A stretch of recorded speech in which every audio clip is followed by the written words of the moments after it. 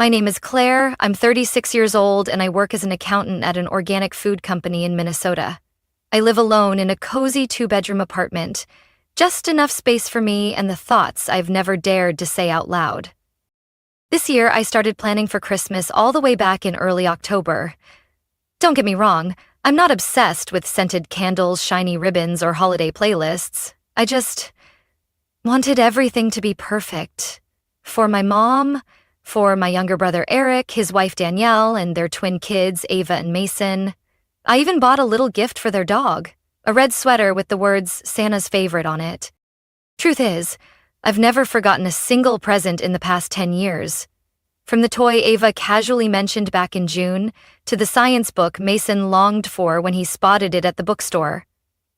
Everything was in my phone, notes written down line by line, obsessively detailed. By the first week of December, I had everything ready.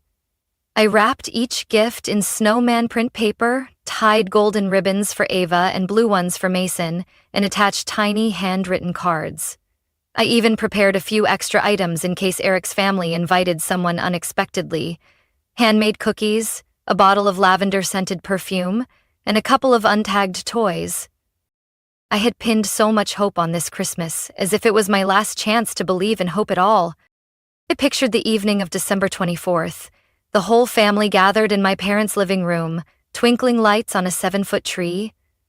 Ava and Mason giggling as they tore through wrapping paper, my mom tearing up at the silk scarf I carefully picked from a little store downtown, and Eric looking at me and nodding. Just one nod to let me know he understood. But I was wrong. Wrong to think I could keep playing the quiet older sister, the thoughtful daughter, the agreeable woman who always smiled, even when I wanted to scream inside, I'm part of this family too. I'm not invisible. I had everything prepared, but nothing could have prepared me for the moment I'd later remember as a slap to the face of my dignity. This Christmas I wasn't welcome, and it all started with a brief message from my mom at 7:18 a.m. on December 23rd. Claire, this year Eric's family wants to celebrate privately. Please don't come. Sorry for the late notice. Late notice? I read that message over and over until the screen light felt like it was burning my eyes. I thought it was a joke. I even scoffed. Set my phone down, telling myself Mom must have been tired or upset over something. But then I called. She didn't answer. 3 times. Then Eric texted, cold and blunt. You don't need to come. There's no place here for someone who doesn't know their role.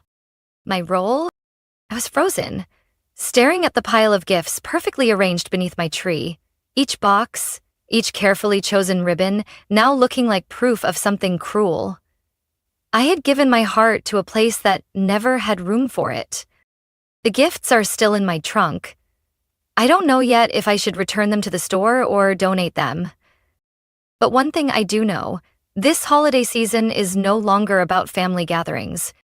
It's about realizing I've been clinging to a circle that quietly closed without me. I spent nearly an hour debating whether to drive to my parents' house in Bloomington.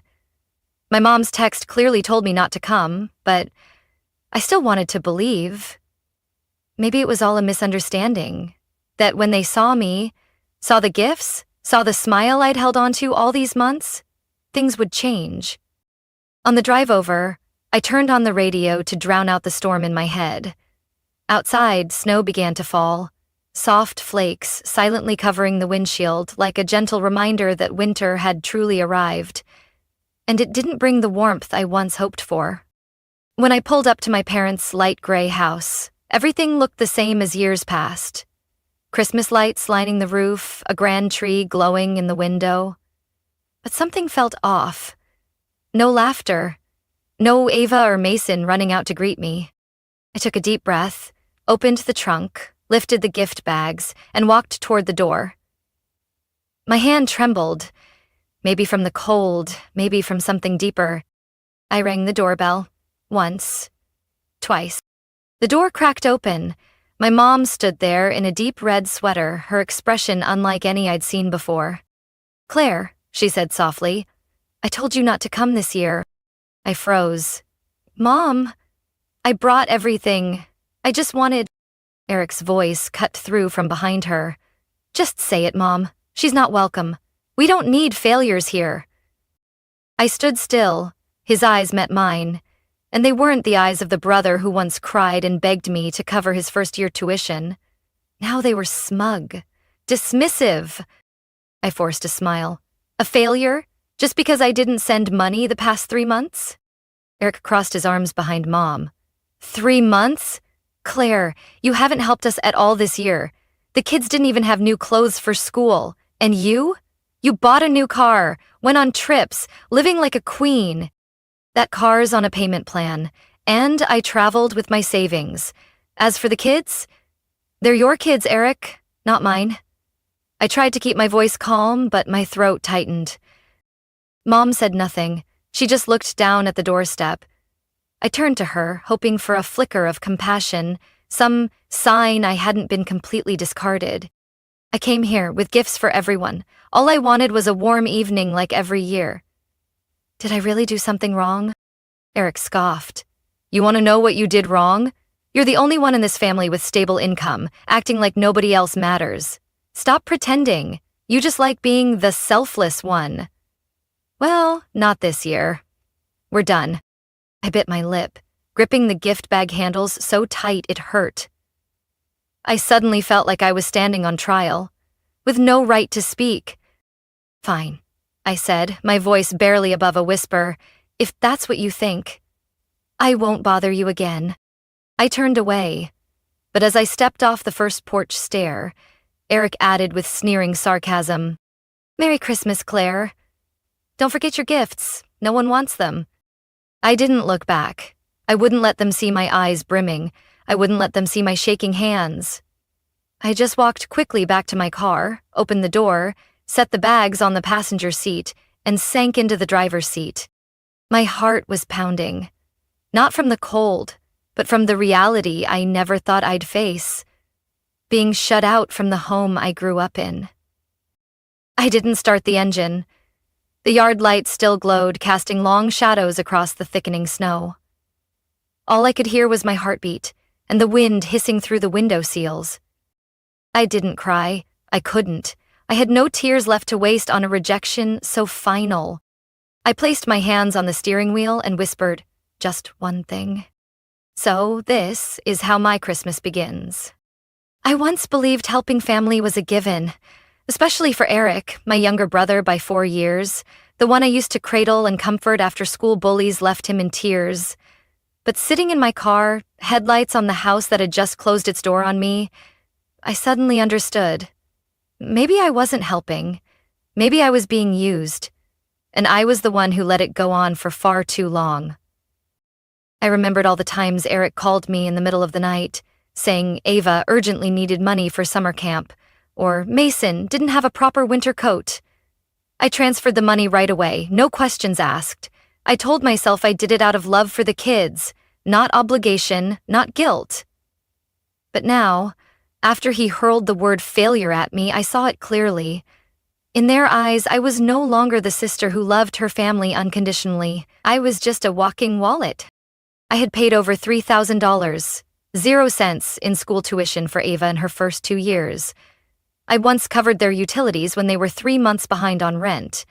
And the $12.50 mortgage payment last year, the one I had to borrow from my retirement savings to stop the bank from foreclosing? No one ever mentioned that again. No thank you, no follow-up. I used to believe that if I gave enough, they'd understand I did it out of love. But the more I gave, the more it felt like an obligation in their eyes. Then, a message popped up on my phone. It was from Danielle, Eric's wife. Claire, I'm sorry. I don't agree with how Eric treated you. I just didn't have the courage to speak up today. I stared at the text. Danielle had never been particularly close to me, but she was always kind and gentle. When I first met her, I gave her a leather journal with her name engraved on it, knowing she loved writing. And now, she was the only one who apologized. Even though she wasn't the one who caused this. I didn't reply right away. I set the phone on the passenger seat and turned the car around. I needed to go home, to think. On the drive back, My mind went through every year I quietly carried the weight for Eric. One small expense at a time, then larger ones, until the numbers stopped being countable. I clearly remembered the time Eric called me, his voice shaking with fear after losing his job. I immediately sent them $1,200, 0 cents, and told him, "It's okay, just get back on your feet. I'll take care of the kids for a while." That sentence turned out to be the start of an imbalanced relationship. I got back to my apartment around 10 p.m. The quiet made all the earlier chaos feel distant. I turned on the light, set the gift bags on the dining table, and dropped into a chair like someone returning from an unspoken war. I opened my laptop and pulled up my personal finance tracker, a habit I'd never broken. I never forgot to log an expense, even $10, 0 cents, for a small toy. I scrolled to the notes. Helped Eric Ava's tuition. Helped Eric card payments. Helped Eric car repairs so Danielle could get to work. Total? Over $32,000, 0 cents, in the past 5 years. I sat in silence. I had never asked for anything back, never calculated interest. I thought it was what a big sister should do. But now, after receiving nothing but disregard and coldness, I finally understood. Family love can't be one-sided. They had gotten so used to me carrying the burden that they assumed I always would. When I stopped, I suddenly became the failure. I shut the laptop, reopened Danielle's message, typed a short reply. "Thanks for reaching out. I'm not mad. But from now on, everything will be different." I didn't know what was waiting for me next, but one thing was clear. I wouldn't let anyone treat my kindness like a duty, ever again. I spent the entire Christmas Eve in silence. No children laughing, no mugs of hot cocoa, no knitted scarf from my mom like she made every year out of old habit. Just me, a self-decorated tree in the living room corner, and the gift bag still sitting on the table. Untouched. Unopened. I didn't cry. Maybe because my last tear had already fallen in the car right outside their house. That moment when Eric looked at me with such contempt and called me a failure, it was an invisible slap that jolted me awake from the dream I'd clung to for far too long.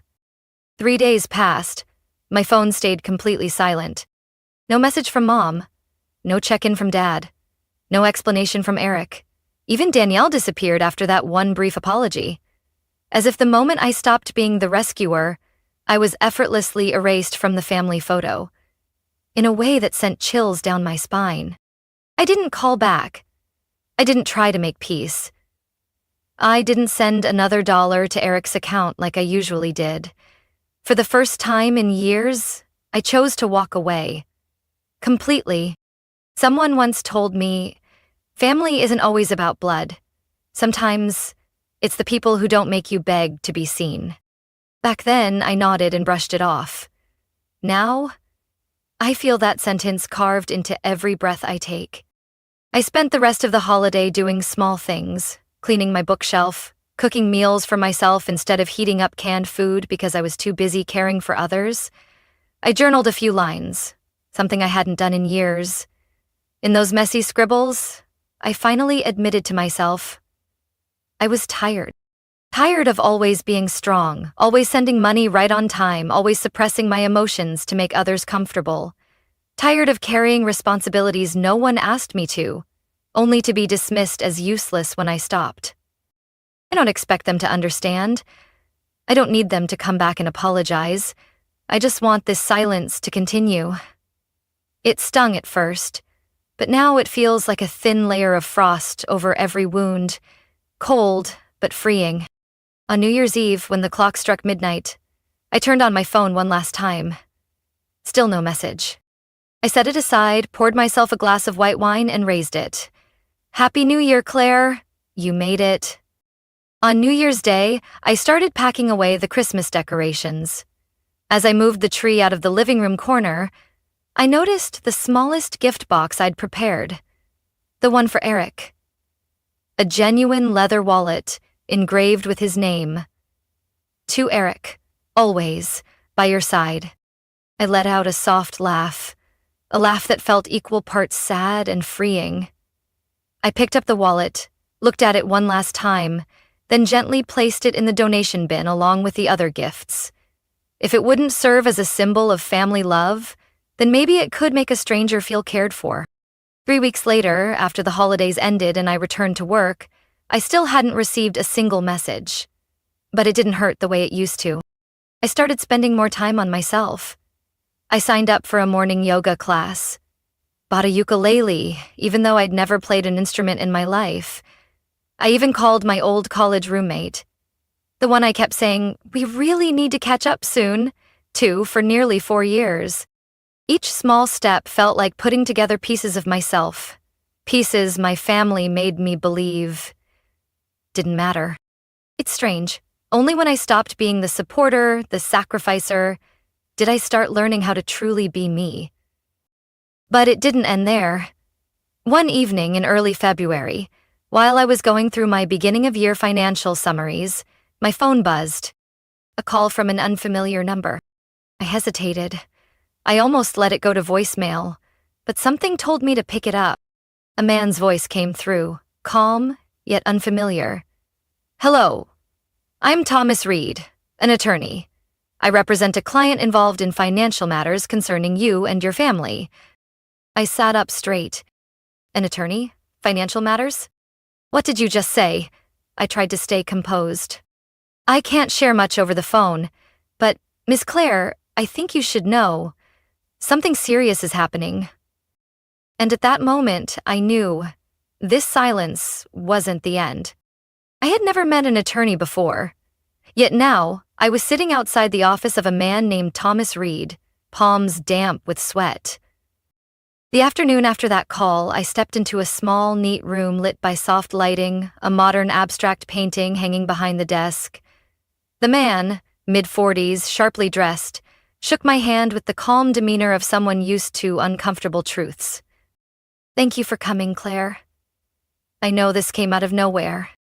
I sat down, trying to keep my voice steady. "You said this has to do with financial matters between me and my family. What, exactly?" Thomas opened a manila folder and slid it gently toward me. "A relative of yours asked me to review the financial assistance you've provided to your younger brother, Eric." I frowned. "You mean Danielle?" He nodded. "Yes. She uncovered some information that raised concern." I opened the folder. Inside were bank statements, screenshots of messages, and a summary of the money I'd sent Eric over the past 5 years. Some I remembered well. Summer camp fees, mortgage help, allergy medication for Ava. But there were others I had never even heard of. One entry read, $500 0 cents, transfer from Claire, followed by a transaction to a website, for sports betting. I looked up, heart pounding. "You're telling me Eric used the money I gave him to gamble?" Thomas didn't hesitate. "Not just once. Danielle discovered a hidden account Eric set up without telling her. She's been monitoring it quietly and now believes he used a significant portion of the support money, including yours, for personal, untraceable spending." I couldn't find words. "She's not looking to take legal action," he continued. "At least, not yet. But she felt you deserved to know, so you wouldn't be blindsided by future demands. And if Eric continues, she may use this evidence to protect herself and the children." I closed the folder, my chest both hollow and burning. In my head, Eric's words at the door echoed, "You haven't helped us at all this year." Meanwhile, he'd been betting on late-night games with that money. By the time I left the law office, the sun had dipped low. Melted snow puddled in freezing pools on the sidewalk. I pulled my phone from my pocket, thinking to call Danielle, but saw an unread message from her, sent the night before. "Claire, I know you said you wouldn't come back, but I need to say this. I'm sorry I stayed silent for so long. What Eric did was wrong, and I see that now. If you need anything, I'm here." I stood still on the sidewalk, throat tight. A short, belated apology, but not meaningless. Danielle, who used to avoid eye contact with me at every holiday gathering, was now the only one acknowledging the truth. I typed a few words, deleted them, typed again. In the end, I sent just one line. "Thank you for being brave, but this time I won't forget." It wasn't a reproach, just the truth. When someone stays silent while you're being pushed into a hole, even if they reach out later, you can't climb out like you never fell. That night, I couldn't sleep. The numbers in the folder replayed in my mind. Every transaction, every receipt of betrayal. I thought of all the gifts I had carefully picked out for Eric, the birthday notes I'd written by hand, the countless times I pushed aside my own needs to help him stay afloat. And now I was the one labeled selfish. But this time, I wasn't going back. Not anymore. Only, I knew Eric wouldn't stop here. And I knew, if he realized I was no longer under his control, he'd try to take it back, no matter the cost. And I was right. Because 2 days later, I got a call from an unfamiliar number, this time not a lawyer. It was Eric. And his voice wasn't full of contempt anymore. It was panic. I was in the middle of making dinner, my usual Saturday night treat, creamy mushroom pasta, when a loud knock shook my door. Not the polite kind from a neighbor, not the gentle thud of a delivery. This was urgent, sharp, demanding. I hesitated, then opened the door. Just as I expected, Eric stood there. Eyes bloodshot, thick winter coat slipping off one shoulder, the scent of cigarette smoke and cold snow clinging to him. "Claire, we need to talk." I folded my arms. "You're showing up now?" "You weren't answering your phone. I had to come." I blocked the entrance. "If you're here to blame me, start a scene, or ask for more money, don't bother. I don't have anything left for you." He froze for a second, then his eyes turned cold. "You're really cutting me off? After everything?" I let out a dry laugh. "After everything I did for you? Yes, and I should have done it a long time ago." He stepped forward. "Claire, you don't get it. We're in trouble. Danielle wants to separate, the kids need new clothes, school fees are due, everything's falling apart. I need you." I looked him in the eye. "No, you don't need me. You need my wallet. And I'm done playing that game. You can't do this. You're the most responsible one in the family." I raised an eyebrow. "Responsible? You think I exist to clean up your messes? I didn't come into this world to fix your life. I've worked too hard for a little piece, and I'm not giving it up again." He sneered. "What about Mom and Dad? You gonna leave them too?"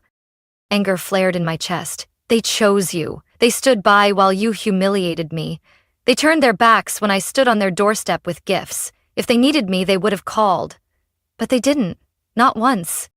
Eric stayed silent. It wasn't guilt. It was calculation. I could see it. "You know," he said, voice dropping, "Danielle's digging through everything. She's bringing in a lawyer to uncover every account. And you've been involved in a lot. If she sues—" "Stop," I snapped, my voice sharp as ice. "If you're suggesting I'd be dragged into this for helping you over the years, let me be clear. I transferred money believing it was for your family. I didn't know you were gambling with it, or stashing it in secret accounts."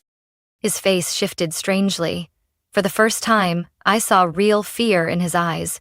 Maybe he realized I wasn't the gullible sister anymore, the one who'd pull out her wallet with every apology. I stepped back, still holding the door. "I won't be pulled into the mess you created." "You have a lawyer? Good. So can I. And if this ends in court, I'll tell the whole truth." He clenched his jaw. "You really want to take it that far?" I nodded.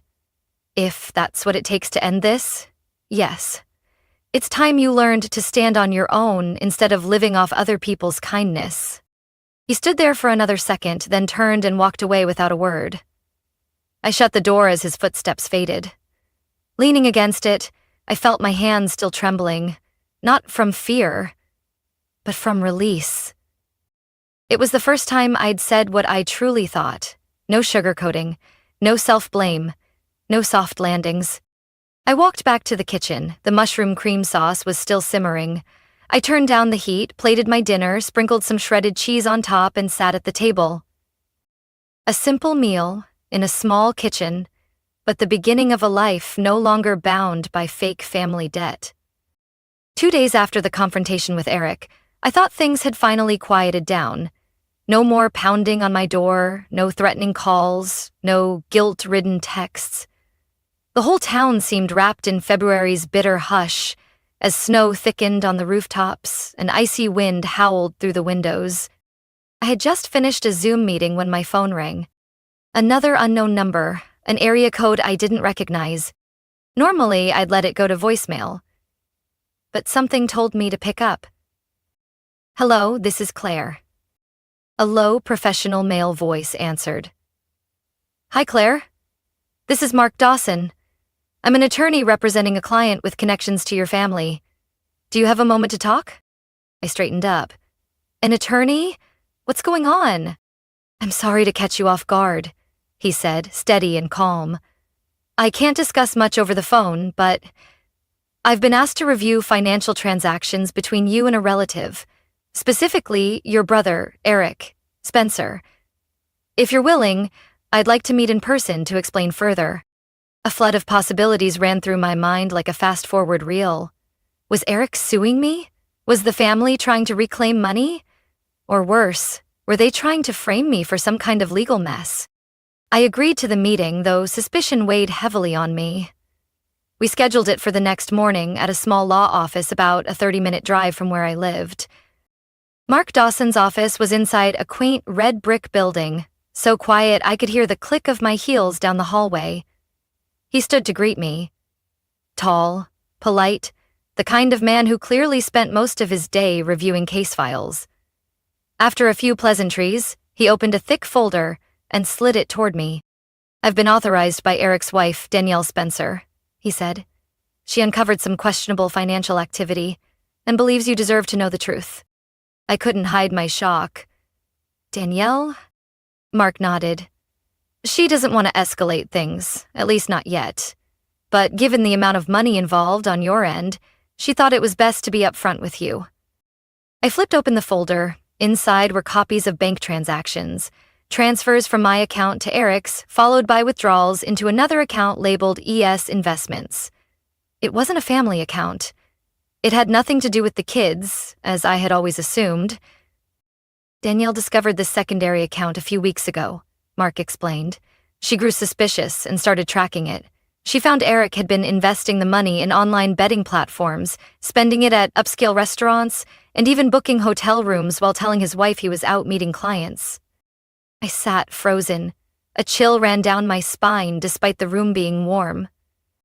I didn't know any of this," I whispered. "Danielle doesn't think you did," Mark said, softening his tone. "She said if you had known, you never would have kept helping." I skimmed through the statements. The dates lined up with the times Eric had called me crying, saying Mason needed school fees. The car had broken down. Danielle's hours were cut. I'd believed every word, and he had lied. Through every single one. "Danielle is considering a separation," Mark said. "She wants to ensure the money you sent doesn't put her and the kids at a disadvantage during any asset division if divorce becomes inevitable." I nodded slowly. "Does she want me to do anything?" "Not at the moment," Mark replied. "She just wants you to be aware, and if Eric tries to pressure you again, you have the right to protect yourself legally. All the evidence here is legitimate and can be used if things get worse." I didn't know how long I sat there, but as I stood up, shook Mark's hand and thanked him, one thing was painfully clear. The thing I'd been calling family had rotted long ago. I'd just been too busy pouring in money and trust to notice. I walked out of the office, winter sunlight casting long streaks across the icy sidewalk. In my hand was a folder that should never have needed to exist. I brought it home and set it on the dining table like a bomb that hadn't gone off. For years, I'd held birthday cards, medical bills, even crayon drawings from Ava and Mason with love. But nothing had ever made me feel this angry and hollow, like these papers did. I sat down and began flipping through each page, like peeling back a truth my heart wasn't ready for. But my mind demanded I face. The bank statements clearly showed transfers from my account: $600, 0 cents, $1, 25 cents, even $5, 0 cents at times. All matching moments when Eric had called with a trembling voice, saying the world was falling apart. And days later, in the same statements, were large cash withdrawals transferred into a secondary account called Spencer E. Holdings, a name I had never heard before. I kept flipping. A receipt from a luxury resort in Denver, dated during the exact time Eric claimed, "Danielle and the kids are sick. Can you help with some medicine?" There was also a charge for a Rolex watch, paid for with a card linked to that secondary account. By then, I wasn't shocked anymore. I was numb. At the very back of the folder were screenshots of messages between Eric and someone labeled G. The recipient wasn't named, but the content made my stomach drop. "Don't worry, that girl's easy to fool. Just mention the kids and she'll pull out her wallet. She thinks she's some noble big sister. She's just a credit card with feelings." I froze. That girl was me. There are no words for the moment you realize you've become the punchline to someone you've sacrificed everything for. Eric hadn't just used me. He mocked me for it. I closed the folder, my hands gripping it so tightly my knuckles turned white. What I felt now wasn't hurt or disappointment. It was deep, burning anger. For all the times I'd stayed silent, all the times I'd said, "It's okay, I can help," never asking for anything in return. Not even basic respect. I grabbed my phone and texted Danielle. "Thank you for showing me the truth, but you need to know, I won't stay out of this anymore." The message was marked as read within a minute. Danielle called immediately. Her voice was strained. "Claire, I'm so sorry. I didn't realize how bad it really was. I suspected, but I didn't know he'd actually say something like that." I gently cut her off. "Danielle, just discovering it was brave. But this isn't just about the two of you anymore. This is about me, about my dignity, and I won't let it be stepped on again." "I understand," she whispered.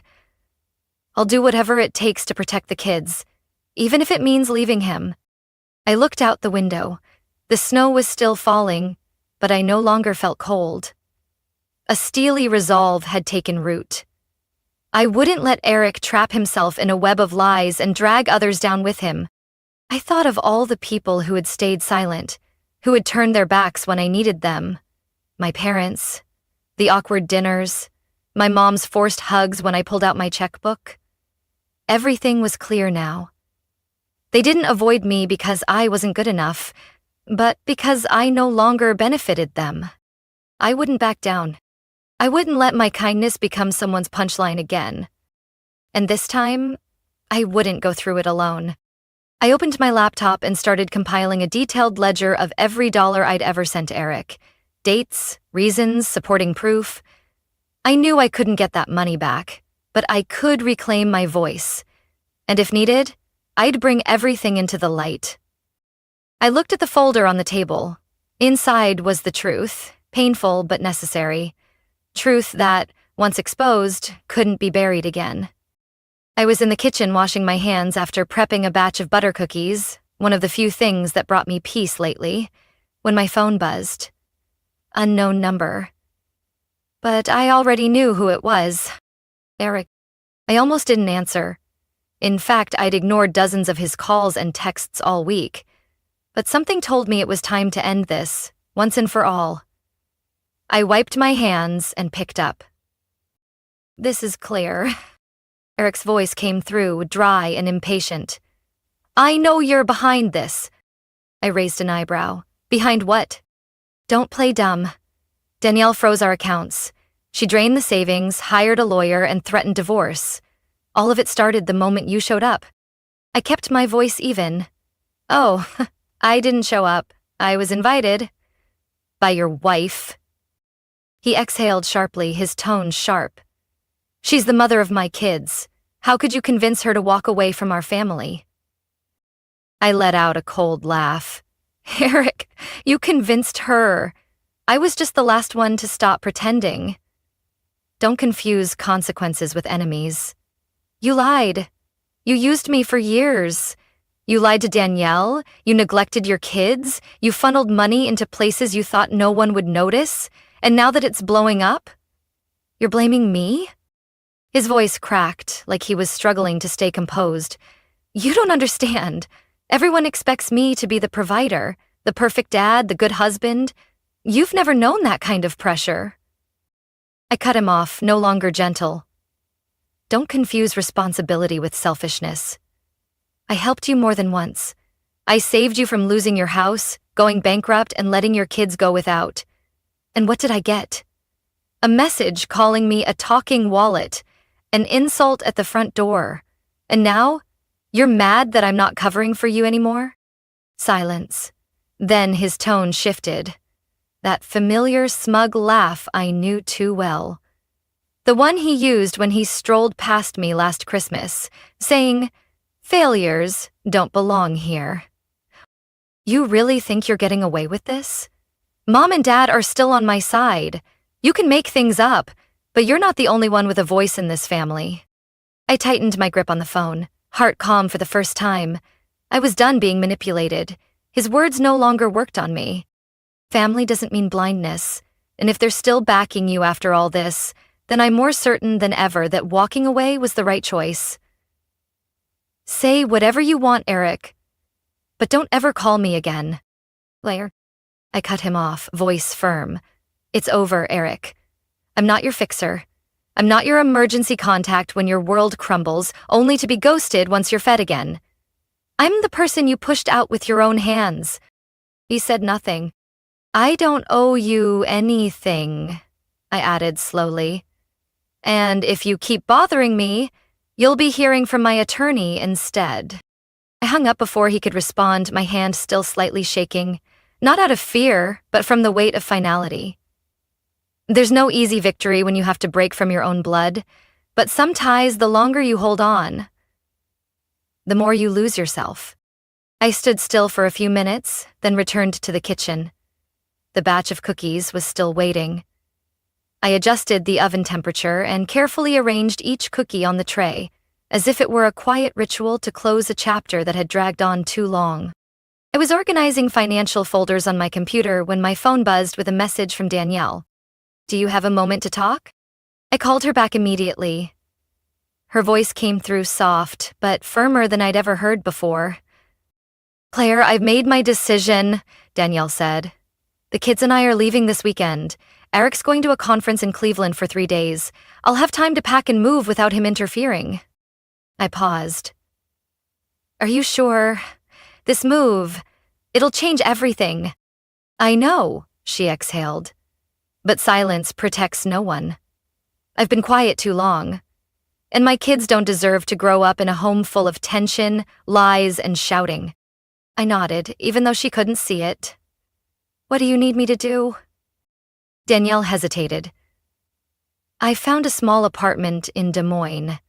The schools there are good, and it's peaceful, but the deposit and first month's rent, it's a lot. I hate to ask, but you don't have to explain anything. I cut her off. Send me the account info. I'll transfer the money today. Claire, I don't even know how to thank you. Don't, I said gently. This time, I'm helping someone who truly deserves it, and I'm not doing it out of duty. I'm doing it because I believe you're doing the right thing. Danielle was quiet for a moment. I could feel her tears through every shaky breath on the line. I've packed everything. Clothes, documents, the kids' toys, she whispered. The truck's coming tomorrow night. I haven't told anyone, not even Eric's parents. I don't want anyone trying to stop me. You're not alone, I reassured her. I'm here, anytime you need me. The call ended quietly, but I felt something shift inside me. Not sadness, but relief. After so many years weighed down by pretense and exploitation, someone was finally choosing to step out of that cycle with me. The next morning, I woke earlier than usual. The sky was still dark, snow clinging to the window frames, casting a golden glow from the streetlights. I made coffee, opened my laptop, and logged into my bank account. With just a few clicks, the money was sent. It wasn't a huge amount compared to what I'd given Eric, but this time it had real meaning. That afternoon, Danielle sent me a photo. Ava and Mason sitting on a pile of moving boxes, each holding a worn-out toy, grinning ear to ear. Her caption was simple, but full of hope. Goodbye, old house. Hello, new life. I saved the photo into a folder labeled New Beginnings. It was the first time I used those words, and didn't feel hollow. That evening, while reading, my phone rang again. Eric's number. I didn't answer. He left a voicemail, his voice raw with fury. She's gone. You're behind this, aren't you? Don't think you've won. I'll find a way. You destroyed my family. I deleted the message without listening further. I had no reason to keep his voice, no obligation to hear another excuse. The next morning, Danielle called. We made it safely. The kids loved the new place. I just enrolled them in the local school and, for the first time in forever, I slept through the night. I smiled. Sounds like a fresh start. I couldn't have done this without you, she whispered. No, Danielle, I said. You saved yourself. I just gave a little push. We talked for a few more minutes, ending with a promise. No matter how far apart we lived, we'd stay in touch. Not because of family ties, but because of mutual respect and real trust between two women who had learned to value themselves. I sat quietly in the living room, winter sunlight pouring through the window, warming the space. I thought of Eric, probably standing alone in that empty house, surrounded only by the lies he'd built. And I thought maybe, just maybe, Danielle's quiet departure was the loudest wake-up call Eric would ever get. Time passed faster than I expected. Just a few months after Danielle moved away, I began receiving regular messages from her. No more silent apologies or anxious updates. Now it was pictures of Ava in her new school uniform, Mason holding up his math award with pride, Danielle in a tiny kitchen, wearing an apron and smiling a smile I had never seen when she lived with Eric. She found a job at a local organic grocery store, fixed hours, a kind boss, nothing glamorous, but stable. She told me every paycheck, no matter how small, felt like reclaiming a piece of herself she'd lost during the marriage. Back then, Danielle once texted, I just lived day to day, hoping Eric wouldn't explode. Now, I wake up every morning knowing what I need to do, and it's mine. I read her words, and my heart settled. Not because I needed her gratitude, but because I knew someone had found herself again after nearly losing everything. As for Eric, he was still Eric. I didn't seek out news, but rumors trickled in. He returned to the old house, told neighbors Danielle had been manipulated, claimed I tore his family apart. My mom once left me a voicemail, blaming me for letting my brother live in solitude with no one to care for him. I listened to half of it, then deleted the rest. Because I'd learned a simple truth. Silence isn't weakness. It's freedom. I no longer flinched when I opened my wallet, no longer waited for a midnight call, no longer sat shivering on someone else's porch during Christmas just to feel like I belonged. I had stopped, and in stopping, I started to live. I began volunteering at the city library every Friday afternoon, talking to strangers, helping kids learn to read. That feeling reminded me, I wasn't born just to carry burdens. I could show up, give, and still stay whole. Once a week, Danielle and I video called. No drama, no tears, just recipe swaps, stories about Ava being mad over vegetables, or Mason learning to spell longer words. One day, Danielle said something I'll never forget. Claire, I used to think I was just part of a broken family, but now I realize I can build a new one. my own way. And you're part of it. I smiled, eyes misting, not from sadness, but from something warm. Something I thought I'd lost forever. And Eric? He kept spiraling, unemployed, chasing reckless schemes. I heard he once tried to take out a high-interest loan for some can't-miss opportunity. As for my parents, they avoided all family talk whenever I checked in on their health. I didn't resent them, but I wouldn't let myself be dragged back into blind obligation. I'm learning to accept that not everyone wants to change, and that's no longer my burden to bear. One April afternoon, while watering plants on my porch, I got a notification. A new photo from Danielle. It was a drawing by Ava. A small, red-roofed house, 2 kids playing in the yard, and a woman standing by the window, smiling, hair softly curled like clouds. At the bottom, Ava had written, "This is home now. Mommy says Aunt Claire is our sunshine." I set my phone down and stood quietly in the golden light. My heart no longer felt heavy, no longer shackled by accusations or aching for words I'd never hear from people I tried so hard to hold on to. I don't know what the future holds, but I know one thing for sure. I stepped out of the shadows, and for the first time in years, I feel truly alive. Claire's story is proof that sometimes the bravest thing isn't forgiveness or sacrifice, it's knowing when to stop. After years of being taken advantage of in the name of family, she reclaimed herself by walking away from toxic ties and choosing to help the right person. That path wasn't easy, but it led to a new life, one where she's respected, valued, and no longer just a talking wallet. Sometimes, freedom starts with a single, powerful word: enough. What do you think about Claire's decision? Would you have done the same in her place? Share your thoughts in the comments, and don't forget to follow the channel for more heartfelt, real-life stories about family, strength, and second chances.